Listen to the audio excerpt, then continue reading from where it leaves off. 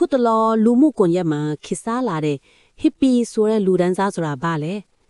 ခုတလောလူမှုကွန်ရက်တွေမှာ hippie ဆိုတဲ့စကားလုံးကိုမကြခမကြားလာရပါတယ်ဒါဆို hippie ဆိုတာတကယ်တော့ဘာလဲဆိုတာသိထားဖို့လိုပါတယ် hippie ဆိုတာလူဒန်းစားတစ်ခုမဟုတ်ပါဘူးဘဝကိုမြင်တဲ့အမြင်အတွေးခေါ်နဲ့နေထိုင်ပုံစံတစ်မျိုးပဲဖြစ်ပါတယ် hippie ယဉ်ကျေးမှုက1960ခုနှစ်လောက်အမေရိကန်မှာစတင်ပေါ်ပေါက်လာတာပါစစ်ပွဲကိုမကြိုက်ဘူးအကြမ်းဖက်မှုကိုဆန့်ကျင်တယ်လွတ်လပ်မှုချစ်ချင်းမေတ္တာနဲ့ငြိမ်းချမ်းရေးကိုအရေးကြီးဆုံးထားကြပါတယ်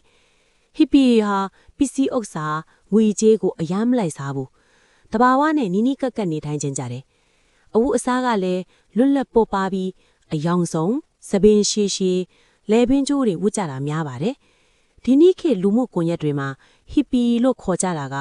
တချို့လူတွေအရာရာဖို့လွတ်လပ်စဉ်းစားချက်စီးမြင့်တွေအပေါ်များ